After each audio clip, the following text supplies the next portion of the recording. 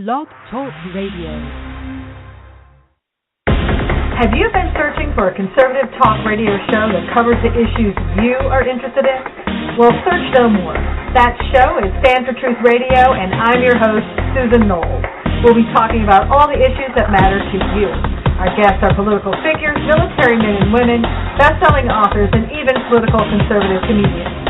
So join us every Monday afternoon at 2 p.m. Eastern on WNJC 1360 AM and Stand for Truth.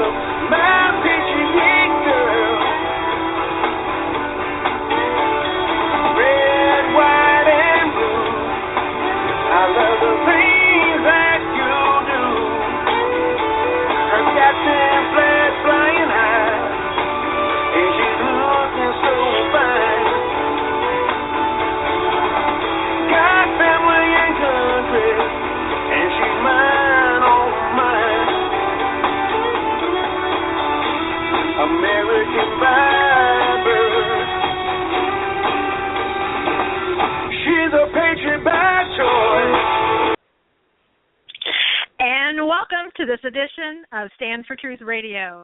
I'm your host, Susan Knowles. You can find all of my articles at susanknowles.com, and also you can find articles at theblaze.com and joeforamerica.com because I'm a contributor to both of those. Just a reminder, my book, Freedom's Fight, A Call to Remember, is available at amazon.com. And I'd like to quickly thank all of those who are carrying my show. Stand for Truth Radio is now carried on WNJC 1360 AM in Philadelphia and is part of the Conservative Commandos radio network. Also heard on the punditpress.com, shrmedia.com, and freedominamericaradio.com. Tonight we have a very special guest, and it's an honor to have him on our show. We're going to be talking to Lieutenant Randy Sutton. You may have heard about him because he was recently in the news, and we'll get more into that later. But right now, I want to introduce him to you. Randy's police career spanned 3 decades when he retired as a field lieutenant with the Las Vegas Metropolitan Police Department. To this day, he remains recognized as one of the most highly decorated officers in department history, with numerous awards for life-saving, exemplary service, and valor. He is also one of America's best-known officers, having been featured on the popular reality show Cops, America's Most Wanted, and roles in films such as Casino, Fools Rush In, and Miss Congeniality 2, as well as appearances on television network and cable news as a commentator and a regular panelist on the television show Fired Up. Randy is also a critically acclaimed author, having written 4 books.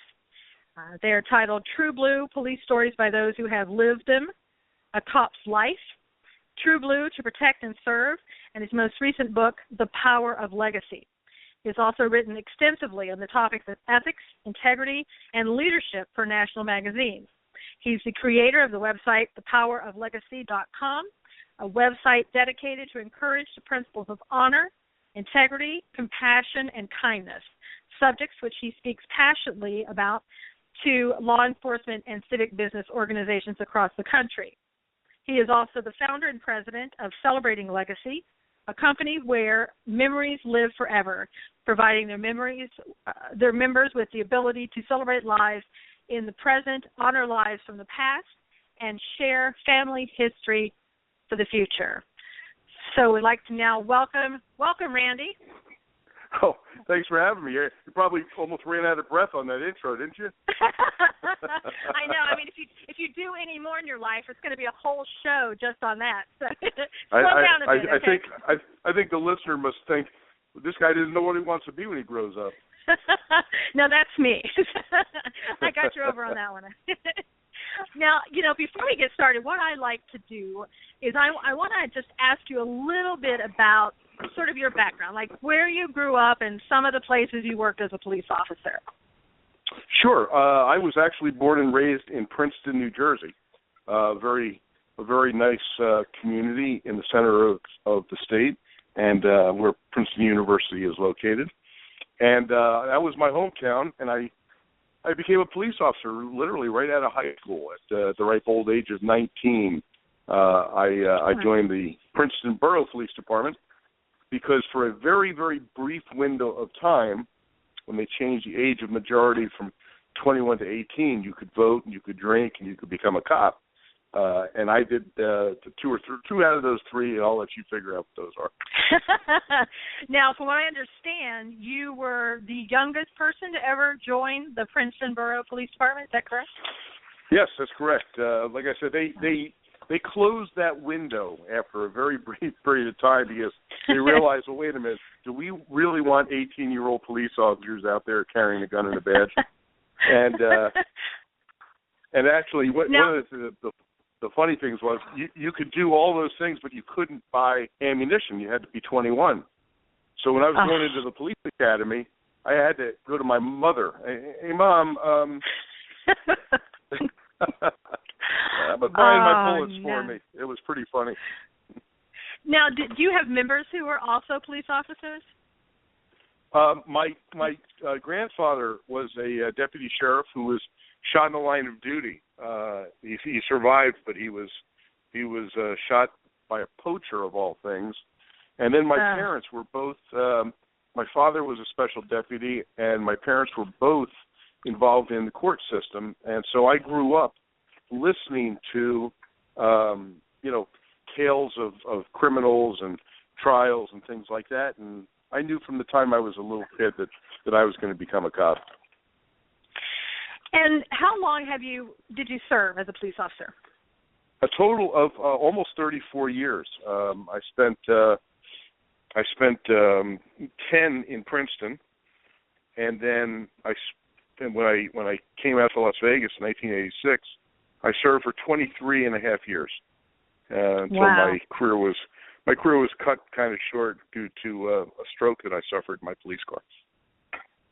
Now, you also, when you were back in New Jersey, back in the day, as they say, what was that like being a police officer back in New Jersey as probably compared to what it might be today?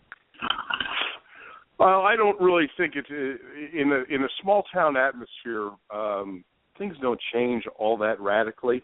I actually was just back visiting in Princeton, and listening to some of the guys all the people that I used to work with are pretty much gone. There's one or two left, but a lot of the newer folks and I sat around and had a couple cocktails and told some stories, and surprisingly, it's pretty much there hasn't been that much change in small communities. Policing, the policing concepts don't change that much.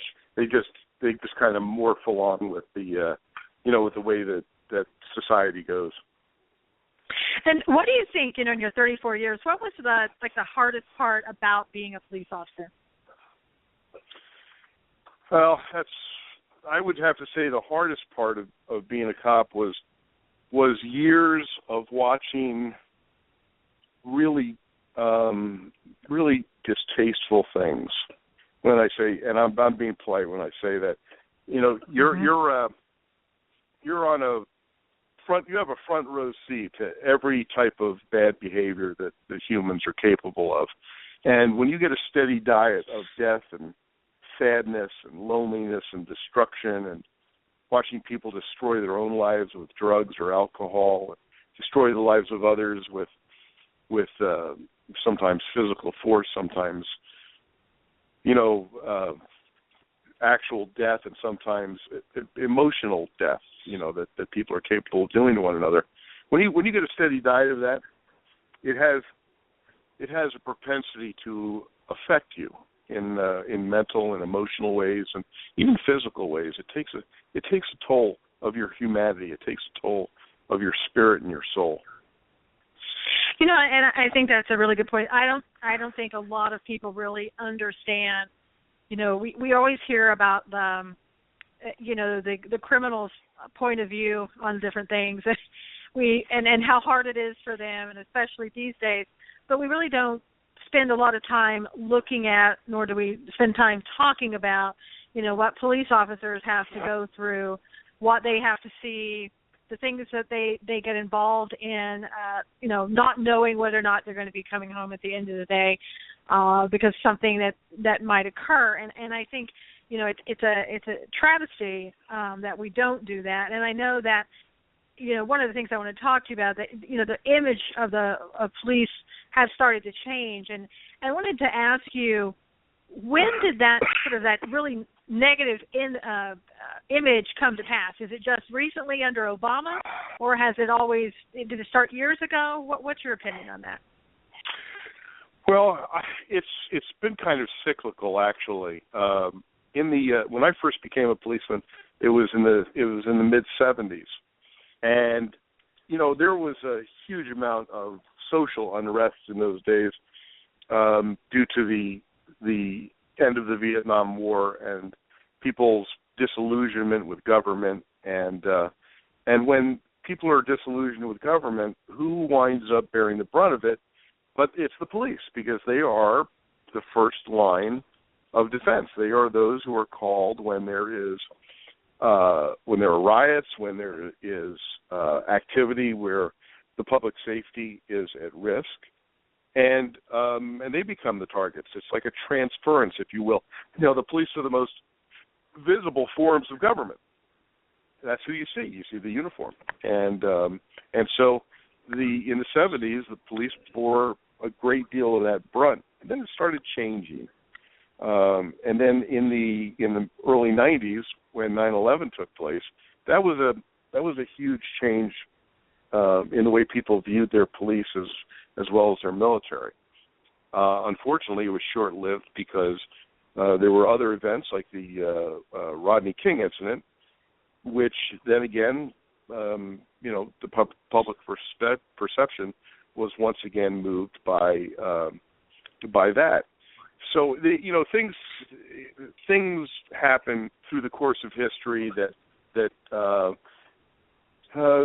make things maybe a little brighter sometimes and less than the others. But I've never seen anything like what we're going through now. In my entire career, what I'm witnessing now is nothing short of devastating to the law enforcement community. And let's get into that. I know this past week was Police Week, and I saw you a lot on Fox Friends and a lot of different places because you wrote a letter to President Obama called a Police Week plea to President Obama. Can you talk a bit about that letter? Yeah, that was a letter that I wrote. Let me explain what Police Week is to your listeners, so they have a little frame of reference.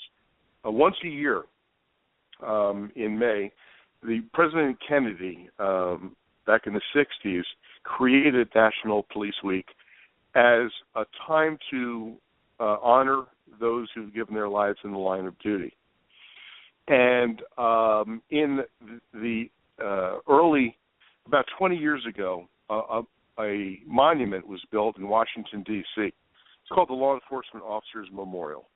And in this big slab of granite that covers almost a city block is the name of every police officer who's been killed in the line of duty. During Police Week, police officers from all over the nation, in fact, all over the world, converge in Washington, D.C. for events and honoring those who've given their lives. And it's a very somber time. One of the most important assignments that I had as a police officer during my career with the Las Vegas Police was to be the assistant commander of the Honor Guard. And so I buried a lot of cops. I buried a lot of friends. And it's very somber duty. It is also one of the greatest honors that you can have is to honor your dead.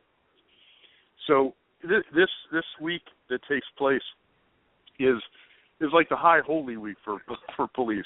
Is probably right. the best interpretation that I could say. So President Bush was a strong supporter of police, and he did something that no other president's done that I know of. Every year, he would appear, and he would never make this public, by the way. I can only say this now because he's no longer president. But he would personally set aside time, hours and hours out of the day, and he would sit with the families of every police officer killed in the line of duty that year and give those people the honor and the respect for the job that they did. I drew such an incredible amount of respect for President Bush for doing that. President Obama has been, shall we say, a little bit different. His disdain for the police has been evident from early in his presidency, and my Police Week plea to him was to change that, was to support law enforcement, was to change the ways that he has approached them and the job that they do. And that letter received an incredible amount of attention. First of all, I put it on my Facebook, which went viral. It's been shared like 50,000 times. And then I was approached a couple of months ago and been given the great honor of becoming the national spokesman for the American Council on Public Safety. And this organization out of Washington, D.C., is a nonprofit organization that tries to show to the public what the truth is about policing, and they have chosen me to be that voice. So wow, that's a real honor. When I wrote this, it's a tremendous honor. I'm so grateful to be given that opportunity. So they took that post that I wrote and showed it to the Daily Caller, which then posted it as an op-ed, and they have about 16.5 million individual views. So that created even more attention, and then Fox and Friends picked it up and asked me if I would speak about it on television, and that interview took place. Well, and I wanted to... I wrote this letter to the President of the United States. I even overnighted it to him, by the way. And wow. I know you'll be shocked at this, but I have yet to hear back from him. I'm so shocked. Perhaps when he gets back off the golf course, you'll get a letter post haste. I wanted to read a part of the letter because I think it's so important for those. And I know that you can go and get it at thedailycaller.com. But I wanted to read just a couple paragraphs. You said, "This is a time of unity, of patriotism, and of reflection. My plea for you during this year's Police Week is to ask for a reflection about the men and women who each day don the uniform and badge of the American law enforcement officer. I feel pain in my heart for feeling that it is necessary to ask this of you. As the leader of this nation, I should not hesitate in my belief that you respect, honor, empathize, and support those who protect their communities with their lives. But, Mr. President, it saddens me to say that I do not believe that you do. Your words, deeds, and actions directed over the years at individual officers and the police community as a whole have helped not to heal, but to drive a wedge between those who serve in the communities they swore to protect. So, I think that, you had a lot to say to him, and I hope that, he actually heard what you had to say. Do you feel that he adds a lot of negativity to how people view the police today? Yes, I do. I do believe that. I've never considered myself to be a political person. I always believed that as a police officer, politics should not play a role in my life. And I did that for the vast majority of my career. But watching what has taken place in our nation, and I attribute much of that to the leader of our nation. And, let's backtrack just 1 second. Every organization, every entity, whether it's a police department, whether it's a business, whether it's the government, absorbs that leader's ethical and moral sense of responsibility, and it drips down into the organization or the in our case, the country. So if the leader of our nation fails to support the police, and in fact, quite the opposite, then not only is the public perception changed, but it also endangers the police because it emboldens the criminal element who sees a weakness and says, "Hey, let's exploit this." So that's when I really started paying attention. And unfortunately, the last thing I wanted to do was to write that letter. I can tell you that right now. I wish I never had to write that letter. But I believe as a police officer, I believe as a leader, and I believe as an American citizen that I had to do it. And the men and women who serve this country, they needed that voice. They needed that to be told. Well, I know that he gave a speech last week at the National Police Officers Memorial, and I've seen people asking you, do you think your letter influenced him in any way? What are your thoughts on that? No, I don't think my letter influenced him at all. In fact, just the opposite. I saw the speech, of course, and I was less than impressed. But more importantly, and it's funny you should mention this because as we were speaking, I was just, at the moment I called in to your show, I was just finishing my new op-ed piece about this very topic.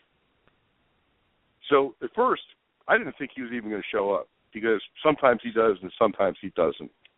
Right. This is the most important. This is the most important policing as far as honor, and sometimes he shows up and sometimes he doesn't. He kind of showed up at the last minute to speak. He devoted an entire 10 whole minutes. 10 whole minutes. Mm-hmm. Okay. Well. Now but here's the important part. In this speech, there was one thing in there that he said that I thought, maybe there's a glimmer of hope here. When he promised that he was going to make sure that the police had what they needed in order to be safe. Well, what happens? Yeah.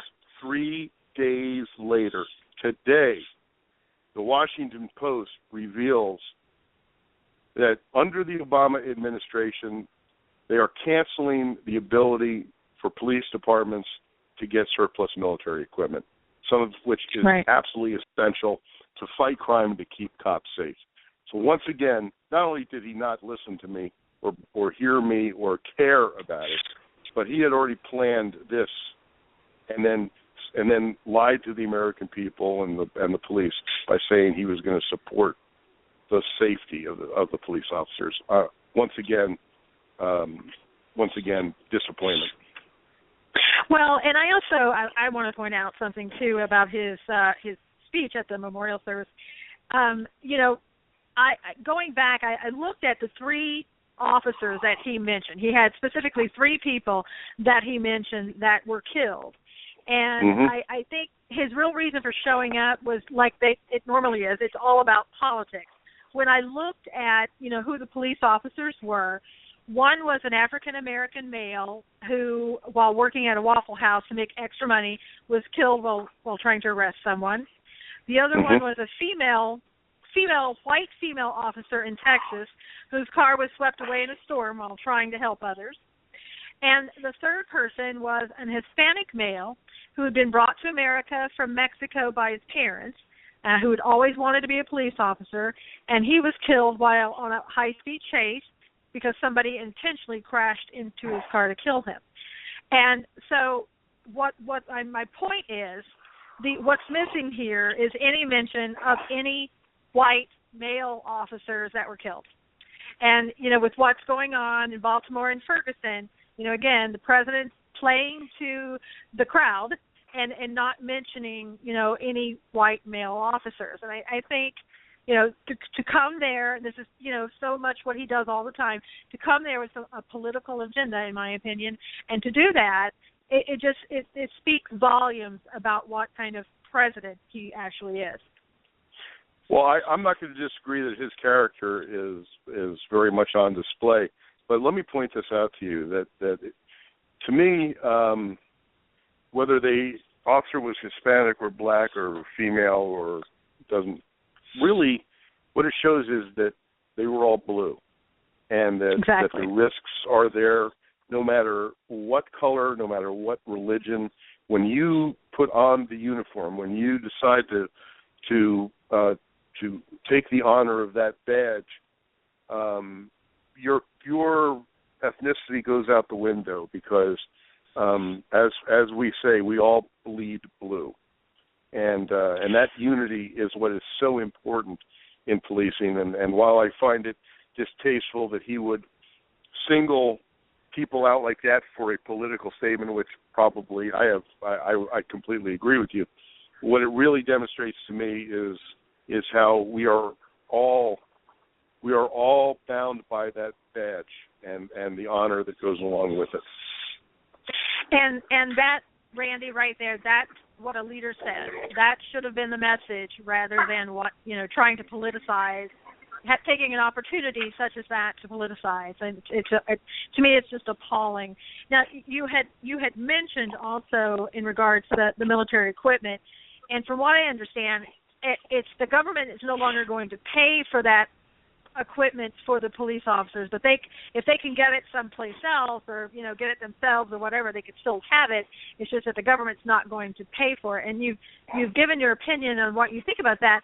I want you to look at the other side. There are some people who are saying that the police officers are getting too militarized, and they were very nervous about the fact that police officers were coming on with military tanks, military cars, military equipment. Can you speak to that type of thing? Yes, I sure can. I understand something very, very important, a very important concept, and that's about the principles of power and the principles of police power.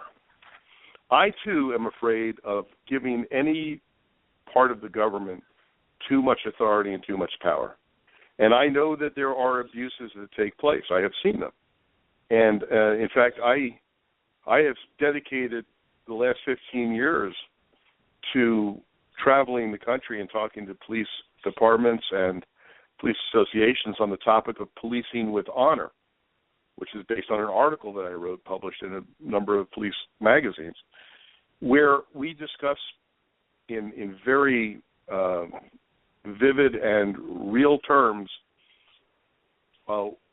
ethical survival in law enforcement, surviving your career ethically. And a lot of that is about understanding that power is a corruptible trait. I understand that. I get it. And I don't want to see, I find it offensive to see the shall we say, abuse of militarization. For instance, when the protesters first began in Ferguson, the response from the police agencies there was to bring out some heavy equipment and military weapons that they then pointed at the protesters. And you know what? That scared me. So Yeah. I understand that there is a legitimate concern on the part of the public that to make sure that their police don't become the Army. Now, that's the one argument on the one side. But here's the reality of policing.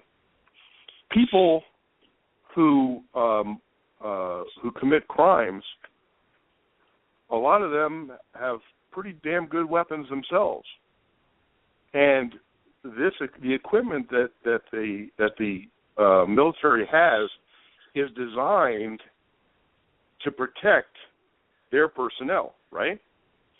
Right. That is, and that threat level that exists can also exist in civil situations. For instance, barricaded suspects, people with hostages and heavy weapons, or any weapon.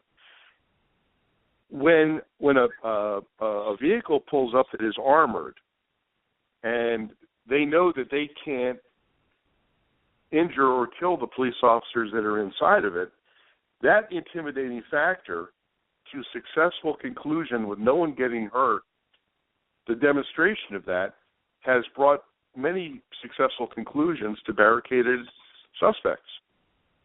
Okay? In addition to that, right.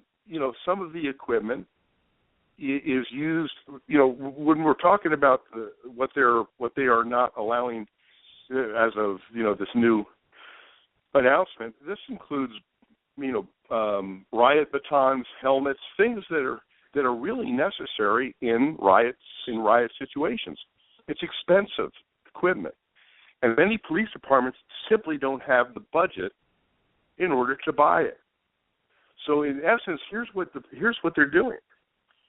They're taking a necessary safety equipment away from the people who need it the most. And to me, that's unconscionable. So on 3 days ago, he's promising that we're going to give and support the police in every way and make the job safer. 3 days later, and the reasoning for it in the Washington Post article was that some members of the community don't like the militarization of the police. So let me see if I understand this. You're going to appease a certain element of people who find it offensive to watch and look at certain pieces of equipment that save the lives of cops, so you're going to take it away from them. It's insane. Well, and I think what people actually find offensive is not the helmets and the batons and the riot gear. It's more of having military tanks. And that I can kind of understand. That to me, in my mind, it goes a little bit too far. When you have the SWAT vans and stuff like that, I get that. But to have actual military tanks rolling in, I can see where it would make people nervous. But for the helmets, I agree. Yeah.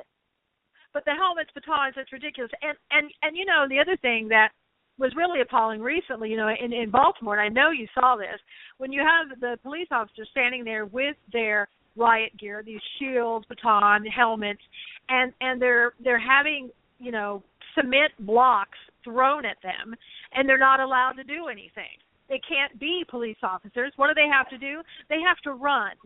They're ordered to run, basically, back up and run. Yeah. That emboldens the criminal. That's all that did. I got to tell you, I was watching that. I watched that endlessly, and I've never been so embarrassed watching the surrender of the police. And it's not because the cops didn't want to go do their job. It's because of the inept leadership, the incompetent leadership of their mayor and their police commissioner, who's a political appointee. And then is followed by what I can only say the grossest miscarriage of justice I've borne witness to in a long time was the news conference that the state's attorney gave when she announced the arrests of all the officers and the unbelievable stacking of charges against them. Yeah. Their justice system is out of control.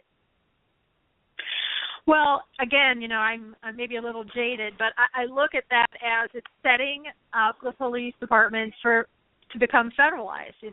It's a way to you have the perfect scenario. You have this progressive Democrat-run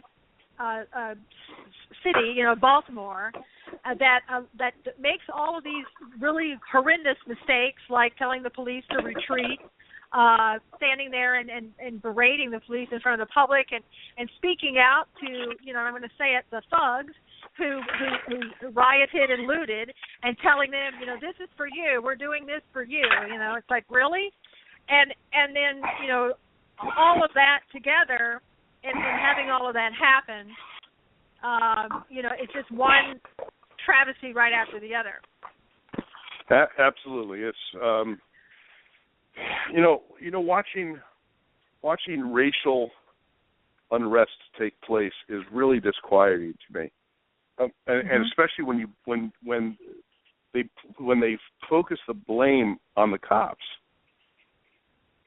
What's very interesting is, of course, the Baltimore Police Department is one of the most racially diverse departments in the country, and it has nothing to do with race.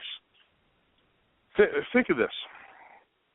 I kept on hearing even some of the people that were getting the most television time were, religious leaders, and I cringe at that title. And they were talking about the racial profiling of the young black man, and that they were hunted by the police, et cetera, et cetera. And I can't help but think, okay, well, let me see if I understand the situation. You have a city of Baltimore, 67% African American. Who is committing the majority of the crime in Baltimore? Young black males between the ages of 17 and 25. Statistically, right. there is no question about who's doing that. So who are the police? Plus, in some of these neighborhoods, they're 95% African American. Who are the police going to look at? Who are the police supposed to target, if you want to use that word, for investigative purposes? It's the people that match descriptions of the criminals who are committing the crime. And who are they trying to protect? They're trying to protect the very citizens who are being victimized by the thugs, the people who lock themselves behind their doors at night, the 98% of the public that are the good, honest citizens that need to be protected from predators. Right. No, absolutely, and hopefully, it's going to be a telling to see if anything gets better. I for one, with as a president, being so negative against police officers, and then having an attorney general that comes in and is basically the same, I don't see how it can get better there. Now, you have a new book out. Let's talk a little bit about The Power of Legacy. What's that about? Well, The Power of Legacy is my latest book. In fact, I'm very proud to announce that it became a #1 bestseller, Amazon #1 bestseller last weekend. Yay! Nice. And I'm very proud of that. But here's how this book came about, and it's a little different than my last three. My first book, I did. Now, I never intended to be a writer. Let me explain that right off the bat. But I was called to do it, if you will, after a life-changing event when I was a sergeant. I was on patrol, and I saw a car up on the sidewalk and people running around. It was late at night. It was evening, 9 o'clock or so. I hear this screaming. I have no idea what's going on. I jump out of my car, and there's an infant, a 1-month-old, who's been shot in a drive-by shooting. And she was in the back seat, in an infant seat. Mom and Dad are driving. They're doing absolutely nothing except going to the store. These gang punks pull up alongside of them and open fire on the car in a gang initiation And who do they hit? They hit the baby. Well, I was literally there within a minute, and I realized that the baby had stopped breathing. I couldn't wait for an ambulance because she would have died. So I grabbed the first patrol car, and I was able to clear her airway and give her mouth-to-mouth resuscitation on the way to the hospital. And because I was there so quickly, I was able to bring her back, and she suffered no brain damage. And then the doctors did their magic and saved her life.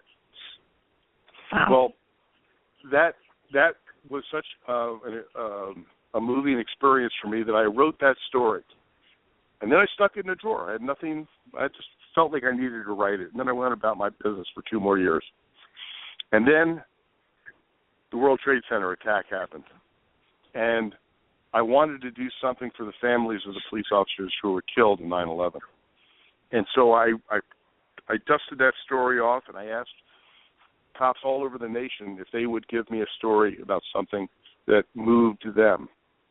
And what happened was the book True Blue, Police Stories by Those Who Have Lived Them, which sold very well, and I donated every single penny of the royalties to the Widows and Orphans Fund for the cops who were killed in 9/11. Nice. What that also did was it sparked an interest in writing.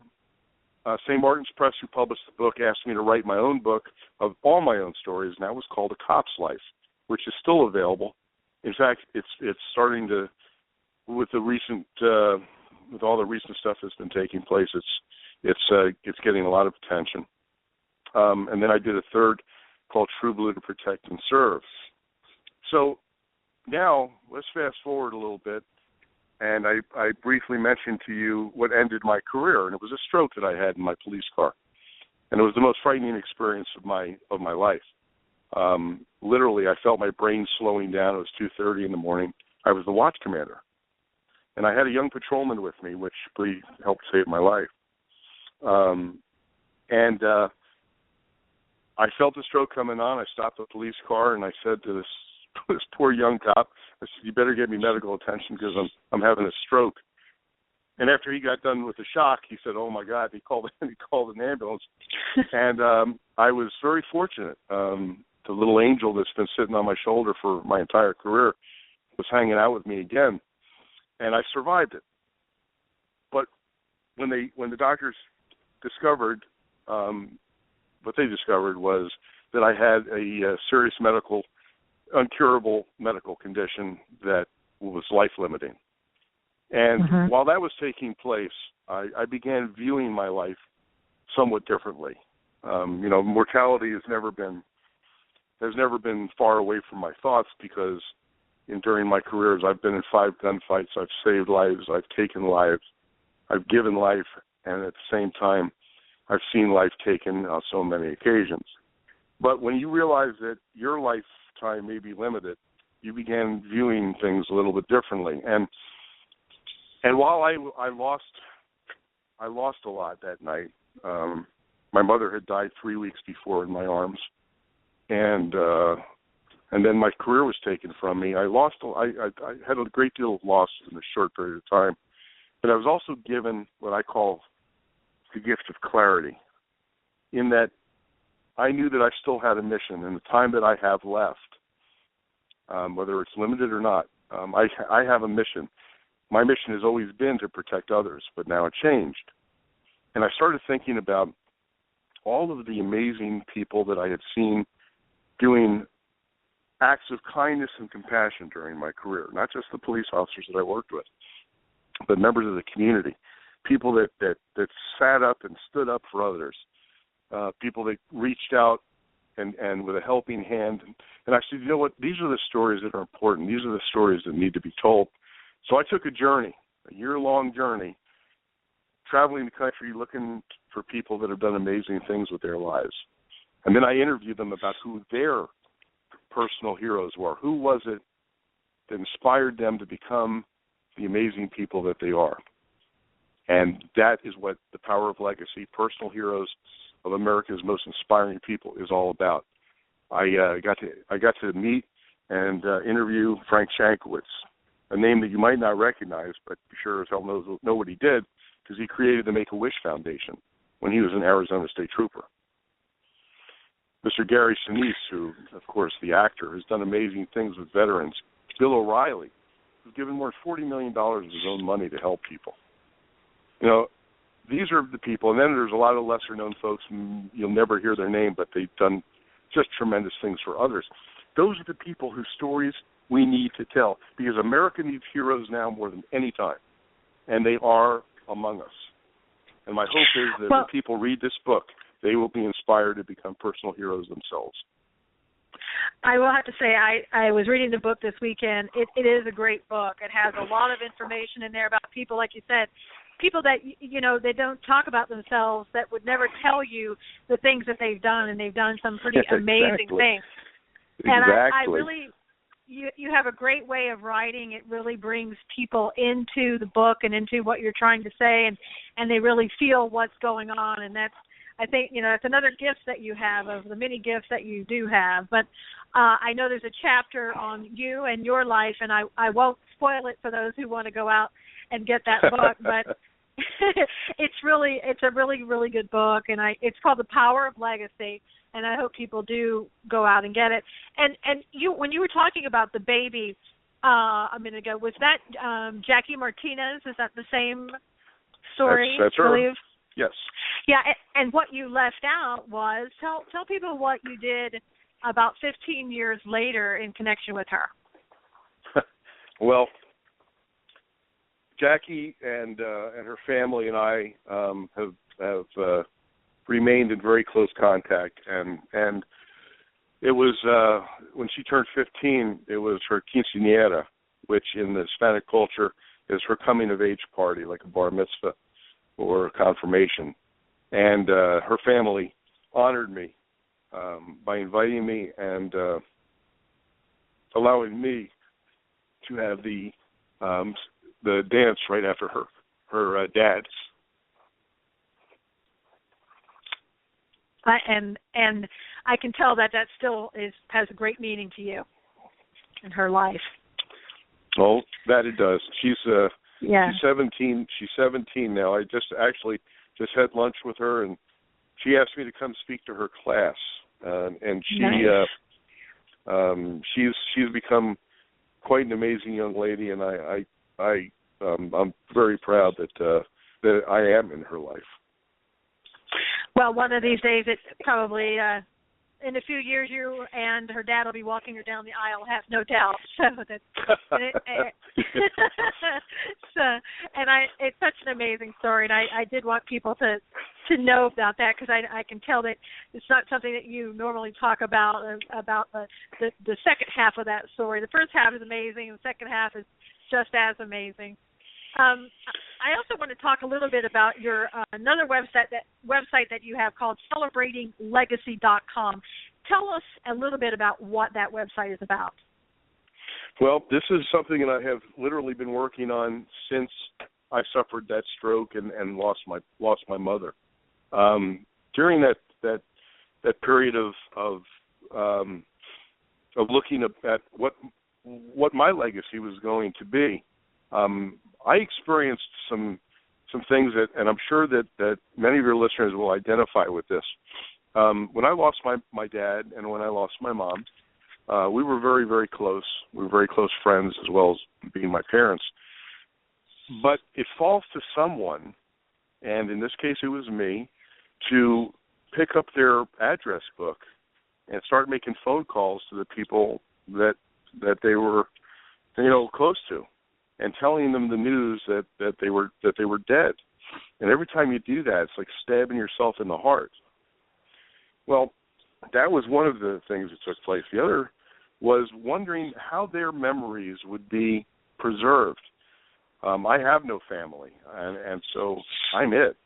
I don't want them to be forgotten, and I don't want to be forgotten. So I about the same time, I saw an amazing story. It was Randy Pauch, who was a Carnegie Mellon lecturer, and he came to give what was known as his last lecture, because he was dying of cancer. He wanted to pass on his wisdom to those that he loved, his family and his students, and he just gave this last lecture. And so what came as a result of that was this idea for celebrating legacy, and we're getting very close to launching it right now. We're in the testing process, and this is going to be, I believe, one of the most important web services ever created, because it is where memories live forever. This is the ability to leave your legacy in written, audio, or digital form to pass on to future generations, to message into the future, to take away I am now empowered to have a notification letter sent out, or an email sent out to all those people that I loved or that I had a relationship with. And I can leave a personal message to each one of them. So nobody has to pick up that address book and say, Randy's gone. And what this is going to do, we've actually created an entire new social network called the Family Journal, which has even more capabilities than Facebook, because it is all private and it is designed for you to insert your memories in written, audio, or digital form that your great-grandchildren will be able to access and see who you are and what you stood for from you. Wow, I think it's very unique. I believe we're going to change millions of lives around the world. We're going to touch lives in ways that's never been done before, and bring families closer together through the sharing of those memories. And I'm really excited about this. I've literally spent every single penny that I own, and then luckily had some people that believe in me that have come in to help me, both in investment money and also in to create the technology. So we're getting real close. I'm just super excited about that. In fact, let anybody that's listening to this broadcast, if they want to go on to celebratinglegacy.com and sign on to become a tester of the site, when we're ready to go into the beta test, they'll get it for free, and they'll be able to keep it forever for free. Wow. And that's celebratinglegacy.com, and that would be great. That's it. People want to go there and do that. Nice. Now, you also have another part of the poweroflegacy.com website, and you have a particular page called Messages to Heaven. Can you tell us a little bit about that? I sure can. This once again arose. I'm one of these guys, and I know that many other people that have lost loved ones feel the same way. Every now and then you feel like you just want to pick up the phone and say something to them, and you can't. But what if they are listening? What if they are watching? I knew I would feel better if I could say something. So I created Messages to Heaven. And it's real simple. Of course, it's free. You go on, my name is Randy. I want to send a message to my mom. And then I put the message in, and I just hit send. And you know what? For those of us that believe that there is something else after this mortal plane, it's a source of comfort. And it's something that I just want to offer people, because I want them to be comforted. Absolutely. I think it's such a great thing, because, I lost both parents within 6 months of each other, and I know the feeling of, there are times that you just want to pick up the telephone and, hi, Mom, how's it going? You can't do that, and this would be a way to allow people to get their emotions out and how they're feeling. Yes. And send a message out there, to their loved ones. You've done so much in your life. We have about, 5 minutes left. Can you tell me, where do you go from here? Have you achieved everything you wanted to? And if not, where do you go from here? No, I have not. I'm in the process of writing a new Christmas. In fact, it's done. I have a book coming out for Christmas called nice. The Christmas Messenger, which is going to be a little gift book that has a very, I believe, an inspiring message that will help readers to communicate with their children about a loss, and also about gain when it comes to inspiration, and it's a beautiful little story about Kringle, the Christmas puppy. So that's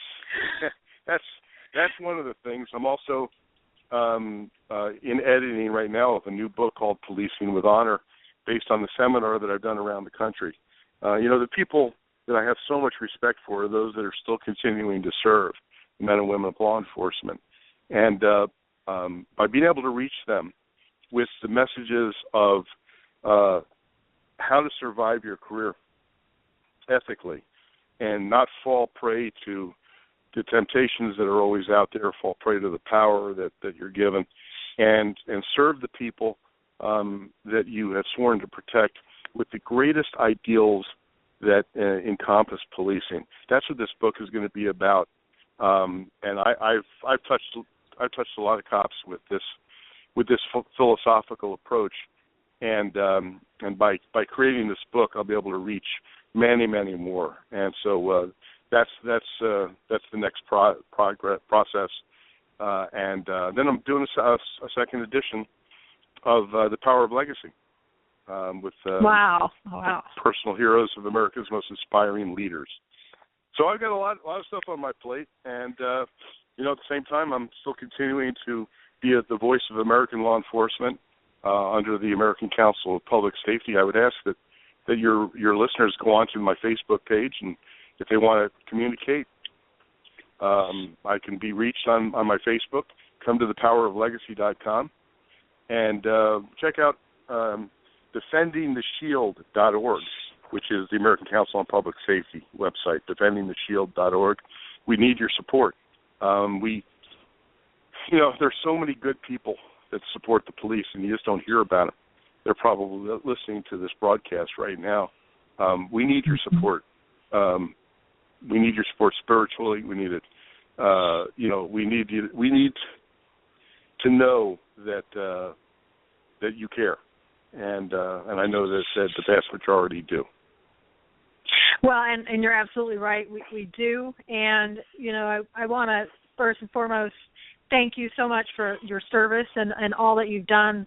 I know that you, if called upon, can be instrumental in helping get the police department's image back to where it always was and should have been before recent events, and I'm hoping that they do call on you for that.